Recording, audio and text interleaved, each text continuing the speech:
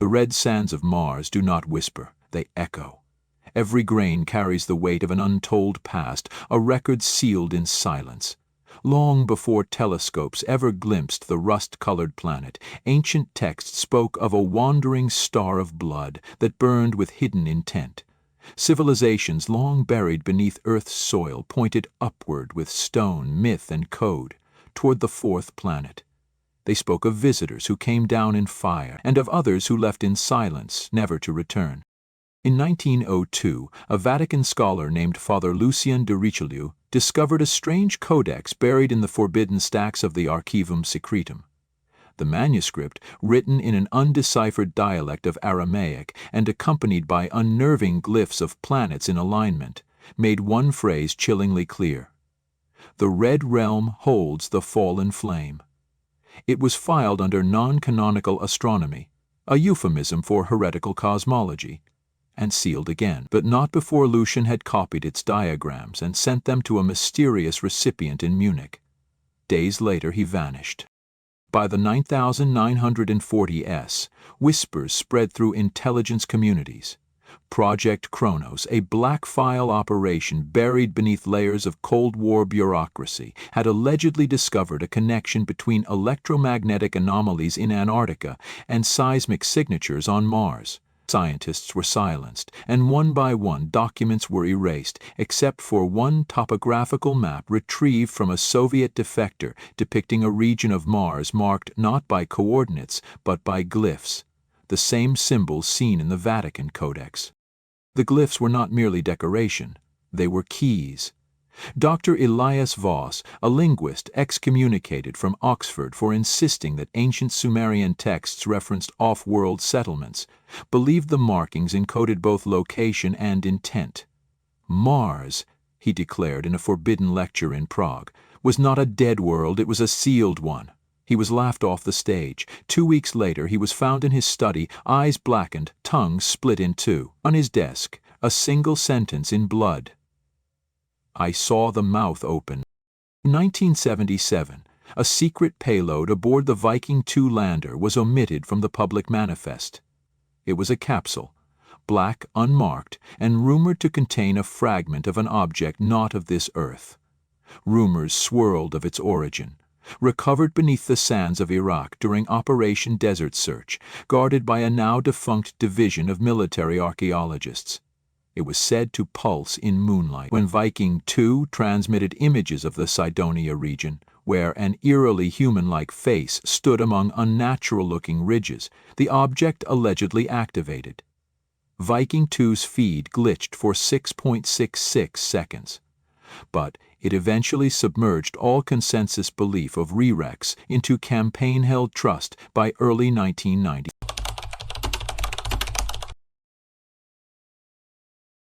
Hooks were laid. Quietly, a joint mission between NASA and a covert European organization dubbed Ordo Astra began tracking a pattern. Unexplained radio bursts from Mars, repeating at intervals, matching the Fibonacci sequence, punctuated by Morse code approximations of one word: exul, Latin for the exiled. When pressed in private, an intelligence officer stated coldly, "It's not a message, it's a lock." The silence that followed was more haunting than the transmission itself. In 1994, during a classified dig beneath the pyramids of Saqqara, a hidden chamber was uncovered, predating all known Egyptian structures. Inside, walls scrawled with unfamiliar star charts pointed not just to Mars but to Phobos, its moon. The text described it as the eye that watches. A stone sarcophagus at the center was filled not with bones, but with metallic scrolls, sketched in an unknown alloy humming at ultrasonic frequency. The team died within 48 hours of exposure. The chamber was sealed. The records were falsified. Fast forward to 2003. The European Space Agency's Mars Express orbiter loses contact for 33 seconds while surveying the Ma'adim Vallis Canyon. What returned was a corrupted image frame of what appeared to be a ziggurat. Massive, shadowed, symmetrical, NASA called it a geological trick of light. But leaked footage from the onboard radar showed a hollow structure, with resonance frequencies almost identical to the Great Pyramid at Giza. The location was scrubbed from subsequent maps. 2 engineers who handled the raw data went missing en route to Geneva. By 2011, private aerospace companies began receiving strange grants from non-government entities tied to ancient orders. Templar descendants, obscure Masonic branches, and a reclusive financier with ties to the German Thule Society. Their mission? Not to reach Mars, but to awaken it. A propulsion scientist working on one of these projects, Dr. Ilan Kervosh, claimed in a leaked email that his research was reverse-engineered from Anunnaki harmonics, a phrase redacted in all following communications. Days later, his lab was incinerated in a freak microwave resonance event. No remains were found.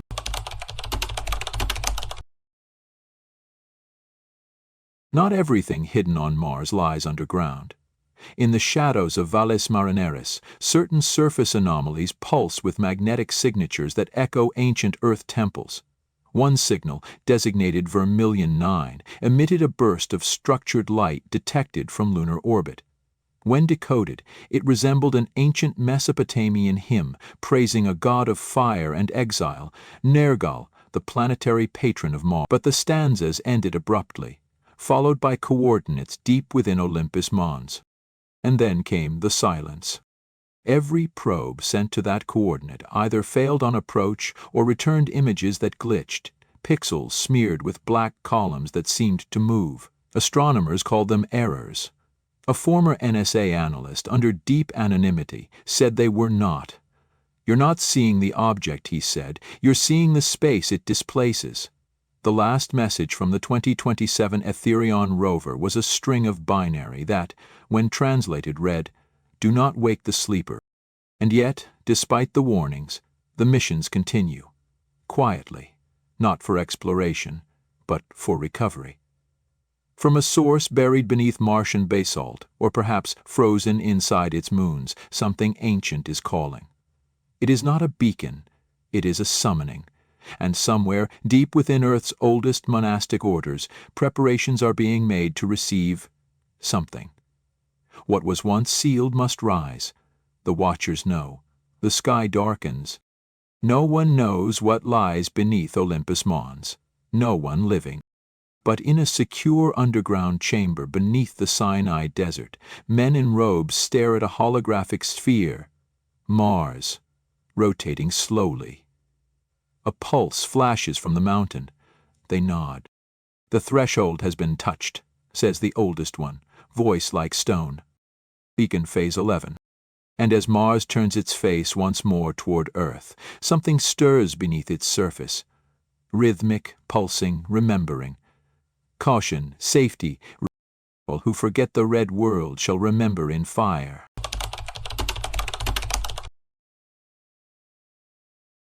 The underground chamber beneath Sinai had no doors, no modern entrance, only a passage carved from basalt, worn smooth by time and ritual.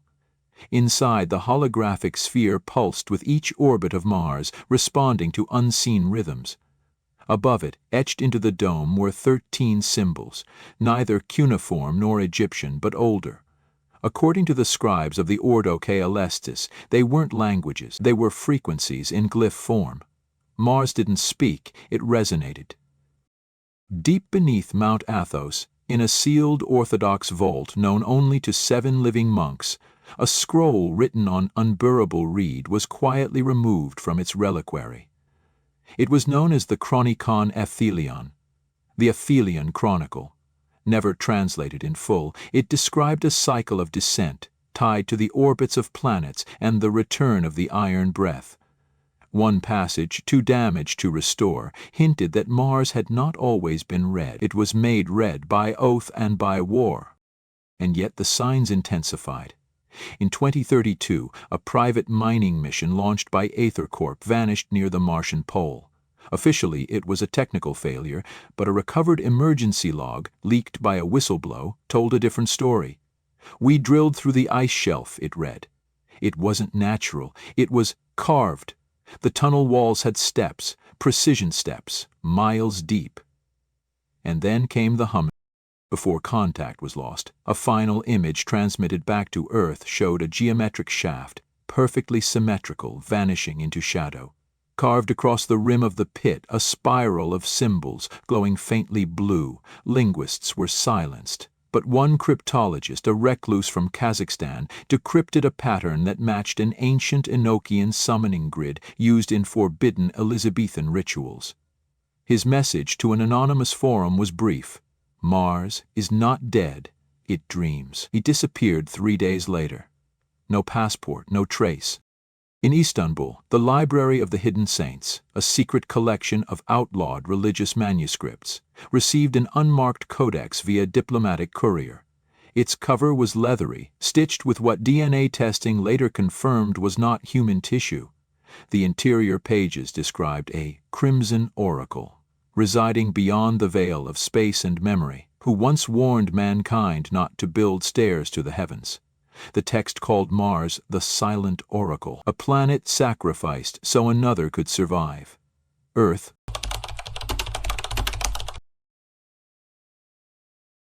simultaneously, a strange atmospheric hum began registering on Mars' night side. Instruments placed by the Persephone Array, a secretive triangulation system operated by unknown benefactors, recorded a resonance matching the ancient solfeggio scale used in Gregorian incantations.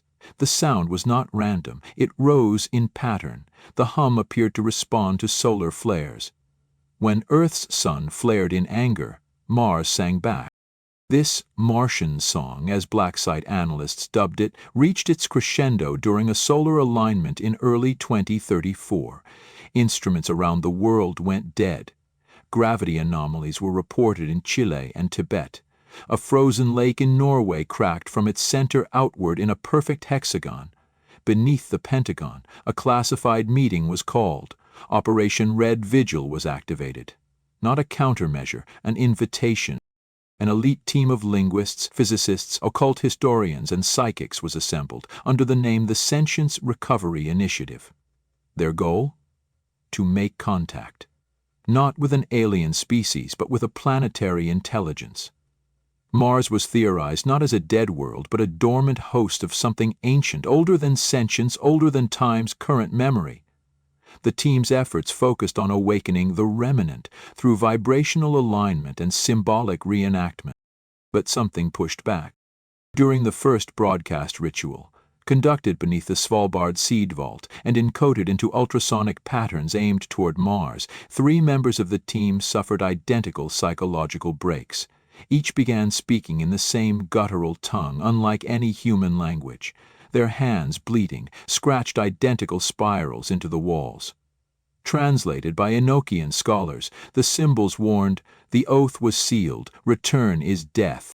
In Vatican City, a high-ranking cardinal collapsed mid-sermon, mumbling in Latin mixed with untranslated Martian glyphs, unseen by the public but captured by a hidden surveillance drone. The phrase he repeated, "blood for breath, fire for memory, dust for birth." His heart burst, his eyes turned solid black, and yet his lips, even after death, kept whispering for 33 more seconds.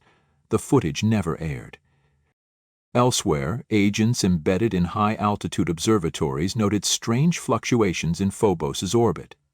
The moon, long theorized to be hollow, had shifted minutely, just 3.3 centimeters, enough to trip ancient Earth-based instruments not activated in centuries. One such device, in a chamber beneath Machu Picchu, triggered an unknown mechanism. A disk of silver spun at impossible speeds before emitting a heatless light. On its surface, an image. A silhouette of a humanoid kneeling before a red pyramid.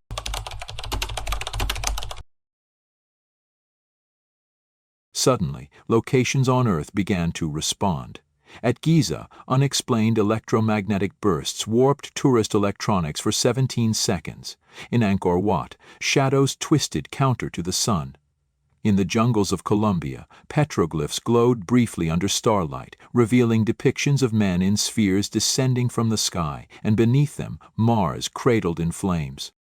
Then came the firestorm.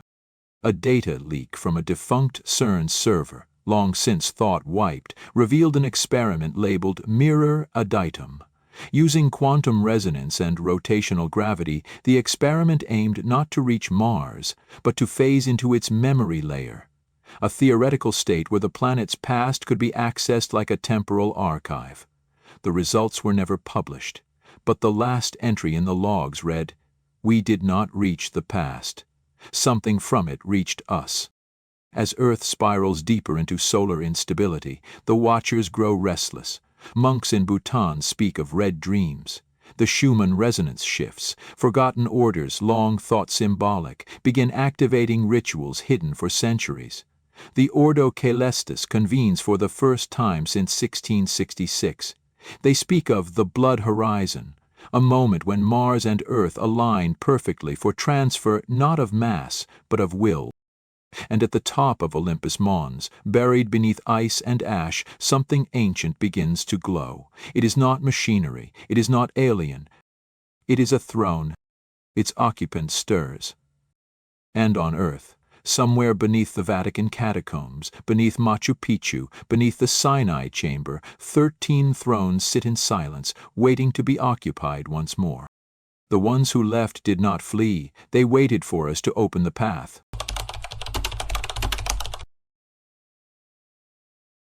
In the silent wastelands of southern Algeria, beneath the Tassili Anajer rock formations, home to cave paintings depicting star-headed beings and helmeted gods, a tremor was recorded.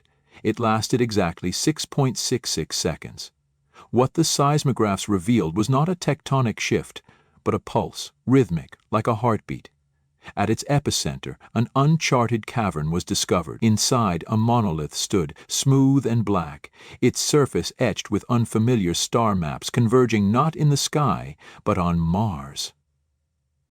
Archaeologists brought in under false pretenses vanished without public record. But a single satellite photograph leaked by a rogue operative showed the monolith's carvings glowing faintly red on the night of a rare astronomical conjunction. Earth, Mars, and Phobos in perfect line. Hours later, every data relay in the region went dark. Locals spoke of strange lights in the sky, silent, hovering, vibrating. Some claimed they dreamed in glyphs that night. In Siberia, permafrost melted around the Valley of Death structures, enigmatic domes of unknown metal buried for centuries. Inside one of the thawed mounds, a tablet was recovered. Cold to the touch, but humming with residual energy. It bore the inscription, Ish-Talu, a word with no known origin, yet whispered among ancient Mesopotamian sects as the place where breath was stolen and time stood still. The carving matched precisely the sigils found inside the Martian shaft beneath Mayadin Vallis. In a subterranean hall beneath Mount Nemrut, long hidden behind collapsed stonework, a secret chamber was found, its walls covered with depictions of Mars worship, predating Roman records by millennia.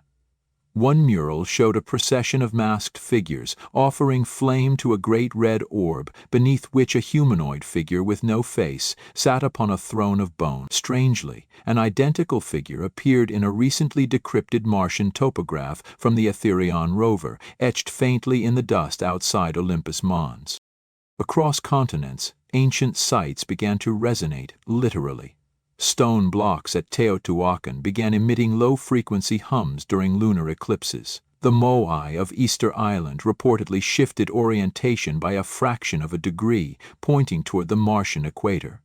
Beneath the sea, the Yonaguni Monument vibrated for 9 minutes, disrupting military sonar systems. Experts claimed coincidence, but those within Project Helix, a secret global task force, called it resonant activation.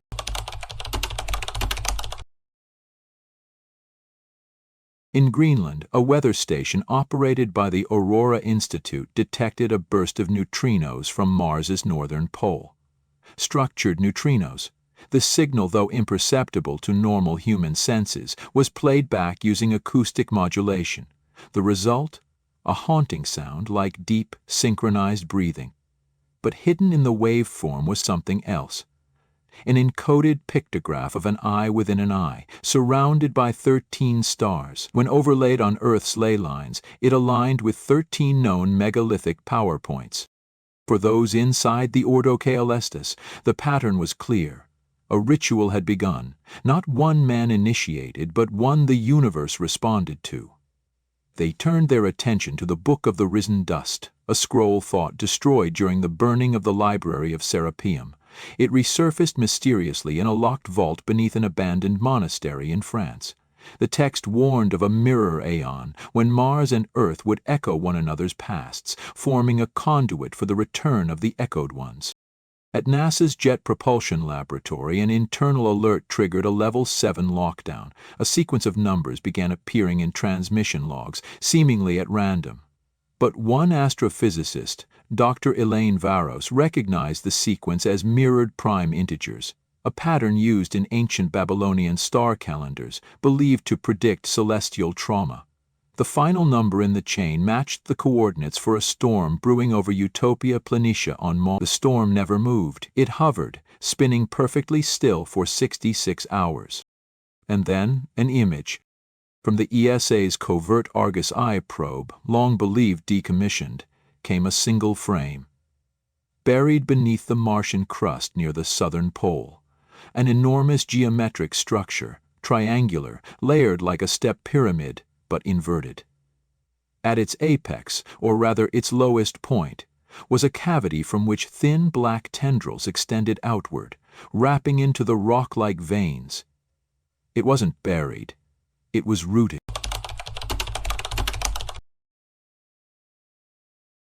All aboard the ISS, an astronaut experienced a sudden blackout while observing Mars through a quantum telescope. Upon waking, he described a vision, a red sea filled with statues and figures reaching upward, mouths open, eyes empty. Among them floated a single living being, cloaked in metal, face masked in obsidian, pointing downward. The vision ended with a word, verlatu. No known translation exists, but in the oldest urtexts a similar word meant to veil what cannot die. Then Earth itself began to bleed echoes. A mining crew in Namibia uncovered a series of fossilized humanoid skulls, elongated with geometric implants fused to bone. Analysis dated them back 250,000 years, though the metal alloys were unknown to modern science. Each skull had been deliberately marked with Martian glyphs, symbols found in the lost Saqqara chamber, and more recently in a dream recorded by a sedated monk during a Vatican test ritual. And finally, without warning, the face at Sidonia shifted, not physically, but its shadow. On the day of the equinox, its angle altered to reveal a second form beneath, one that resembled not a human face, but a mask, hollow-eyed, scarred, crowned with flame. Instruments across 5 orbiters failed to register the light shift. Only a single amateur radio astronomer caught the anomaly on an outdated frequency. He posted the image online. He was dead within 48 hours. Now 13 symbols begin to appear across Earth, in graffiti, in satellite feeds, in crop formations. The same 13 etched above the chamber in Sinai. They pulse in synchrony with Phobos' orbit. Whispers within occult circles now speak of the final descent, when the Martian throne shall fully awaken and seek its vessels on Earth. Rituals intensify, dust storms sweep the Sahara, carrying static voices, tectonic patterns echo Martian strata. Time no longer feels linear. And within the throne beneath Olympus Mons, a second pulse begins. It is slower this time, but it is growing louder, and the red light deepens. The throne does not summon the king. The throne becomes him.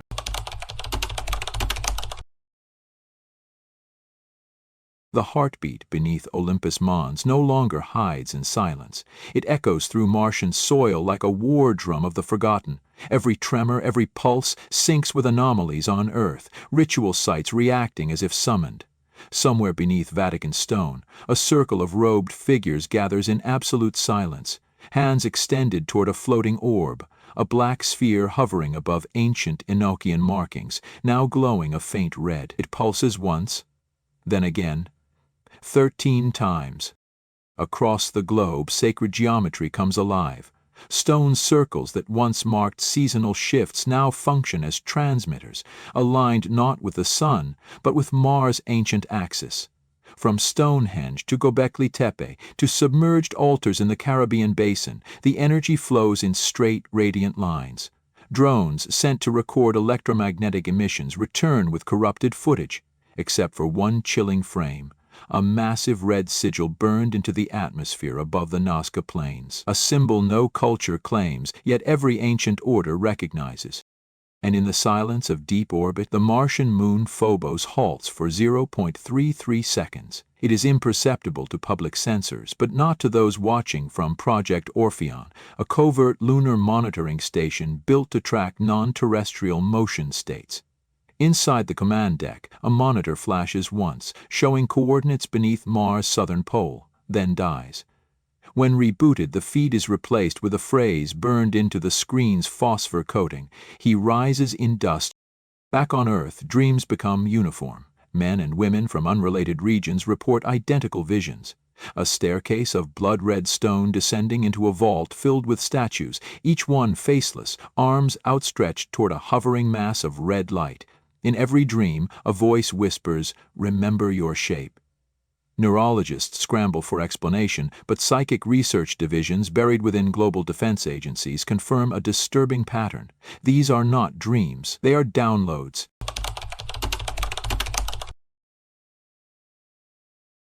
In Jerusalem, deep beneath Temple Mount, an artifact long sealed by Templar hands is unearthed.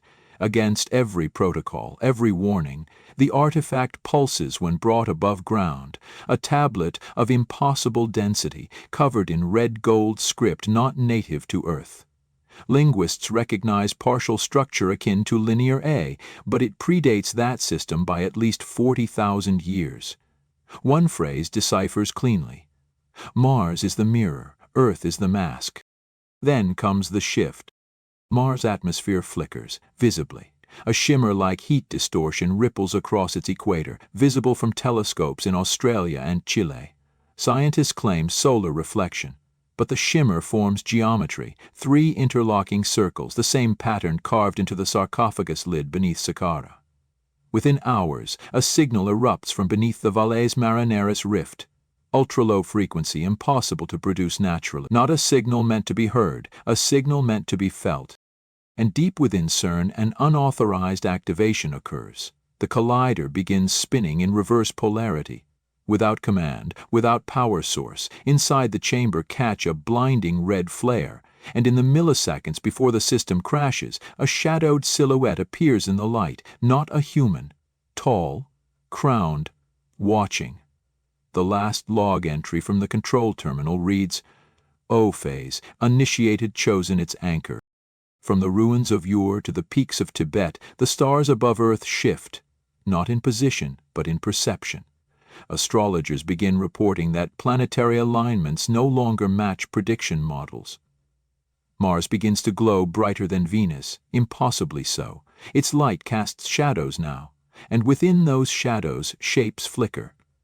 Observers across the world capture them, humanoid outlines inside Martian storms, appearing for fractions of a second. Meanwhile, rituals intensify. The Ordo Caelestis and other hidden orders begin executing the final sequence, a series of alignments between ancient Earth temples and Martian geometry. At Tiwanaku, priests chant in dead tongues while submerged crystal discs begin spinning autonomously. In the Gobi Desert, an ancient buried wheel of black stone unlocks itself after 5,000 years. It emits a hum at 432 Hz, long believed to be the tuning of the cosmos, and also the frequency used in the Martian awakening ritual known as the dust resonance.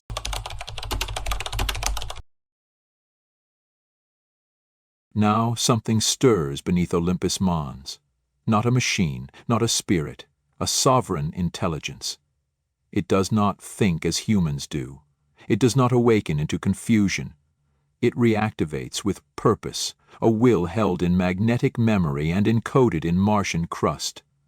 It was not exiled, it was entombed, by its own kin long before Earth bore life, and now the veil is thin enough to bleed. Mars becomes more than a planet, it becomes a voice, a warning, a summoning. Earth's magnetic field flickers. Northern lights seen as far south as Cairo. In the Great Pyramid, chambers long sealed vibrate and crack. In the caves beneath Cappadocia, torches refuse to stay lit. 13 thrones around the globe, long hidden in monasteries, catacombs, ziggurats, now hum in unison. Their guardians do not speak. They kneel. They wait. And in orbit around Mars, for just 7 seconds, a new object appears. Black. Silent. Equidistant between Phobos and Deimos. Every satellite camera aimed at it burns out. Its shape? A tetrahedron. Within it, the last surviving probe captures a sound before total failure. A single, whispered word. Come. Back on Earth, beneath Sinai, the orb splits. From within, a red mist begins to pour outward, curling like smoke with consciousness. The robed figures chant in a tongue older than the stars. Their leader raises a staff once forged from Martian metal, recovered during the First Gulf War beneath Face 13. He whispers. The chamber floor splits open. Below it, something shines. The throne is ready, the vessel is near, the worlds are one breath apart. And across the gulf of silence, Mars answers.